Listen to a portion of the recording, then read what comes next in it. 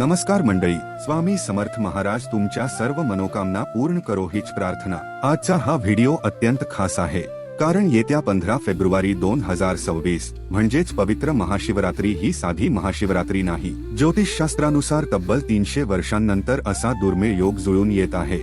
12 शुभयोग, 4 राजयोग आणि सर्वार्थ सिद्धीचा प्रभाव। म्हणून आजचा व्हिडिओ शेवटपर्यंत नक्की पहा, कारण आज मी तुम्हाला सांगणार आहे शत्रुनाशाचा चमत्कारी उपाय, घरातील दारिद्र्य दूर करणारा उपाय, कर्जमुक्तीचा सोपा पण प्रभावी उपाय, महाशिवरात्रीचे आध्यात्मिक महत्त्व। मित्रांनो, महाशिवरात्री म्हणजे फक्त उपवास नाही, ही रात्र आहे शिवशक्तीच्या मिलनाची। पुराणानुसार या दिवशी भगवान शिव आणि माता पार्वती यांचा विवाह झाला। ही ती रात्र आहे ज्या रात्री शिवतत्व 1000 पटीने जागृत होते। असे मानले जाते की या दिवशी शिव स्वतः पृथ्वीवर भ्रमण करतात आणि भक्तांच्या प्रार्थना ऐकतात। शास्त्रात असे म्हटले आहे, या दिवशी केलेली एक माळ जप म्हणजे इतर दिवशी केलेल्या 108 माळाइतकी फळ देते। म्हणूनच हा दिवस दुर्लक्षित करू नका। उपाय क्रमांक 1, तुरटीचा गुप्त उपाय, शत्रुनाश दारिद्र्यनाश। मित्रांनो, जर घरात सतत भांडणे होत असतील, पैशांची चणचण असेल, कामात अडथळे येत असतील, शत्रू त्रास देत असतील, तर हा उपाय अत्यंत प्रभावी आहे। साहित्य: तुरटीचा एक छोटा खडा, पांढरा स्वच्छ कापड, तुपाचा दिवा। विधी: सविस्तर, सकाळी लवकर उठा, आंघोळीच्या पाण्यात छोटासा तुरटीचा तुकडा टाका, स्नान करताना नमः शिवाय जपा। हे का करायचे? कारण तुरटी नकारात्मक ऊर्जा शोषून घेते असे मानले जाते। पुढची प्रक्रिया: देवघरात बसा, दिवा लावा, तुरटी पांढऱ्या कापडात बांधा, ती पोटली उजव्या हातात घेऊन 11 वेळा कालभैरव अष्टक म्हणा। घरातून नकारात्मकता काढणे, ती पोटली घरातील प्रत्येक सदस्यावरून 7 वेळा उतरवा, नंतर मुख्य दरवाजावरून 7 वेळा उतरवा। मित्रांनो, हा टप्पा खूप महत्वाचा आहे। विसर्जन: ही पोटली जवळच्या शिवमंदिरात घेऊन जा, जिथून अभिषेकाचे पाणी बाहेर पडते तिथे ती ठेवून द्या आणि मनात तुमची इच्छा सांगा।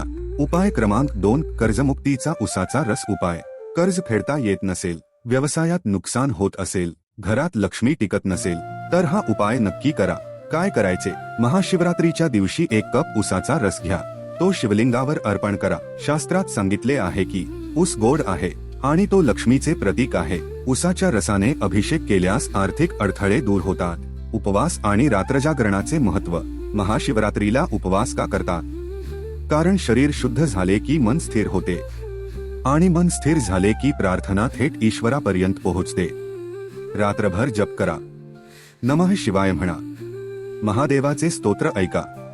महत्वाच्या सूचना: उपाय सूर्योदय ते मध्यरात्र कधीही करू शकता। श्रद्धा सर्वात महत्वाची आहे। मासिक धर्म सुतक असेल तर दुसऱ्याकडून करून घ्या। उपाय करताना मन शुद्ध ठेवा। भावनिक कथा: एक छोटी कथा सांगते। एका गरीब स्त्रीने फक्त बेलपत्र आणि उसाचा रस अर्पण केला। तिकडे काहीच नव्हते, पण तिची श्रद्धा होती। काही महिन्यात तिच्या घरात समृद्धी आली। मित्रांनो, देवाला वस्तू नको असतात, श्रद्धा हवी असते। तर मंडळी, या 15 फेब्रुवारीला महादेव तुमच्या दारात येणार आहे। ही संधी सोडू नका। व्हिडिओ आवडला असेल तर लाईक करा, सबस्क्राईब करा आणि कमेंटमध्ये हर हर महादेव लिहा। आपल्या चॅनेलवर रोज असेच आध्यात्मिक, माहितीपूर्ण आणि उपयोगी व्हिडिओ येत असतात।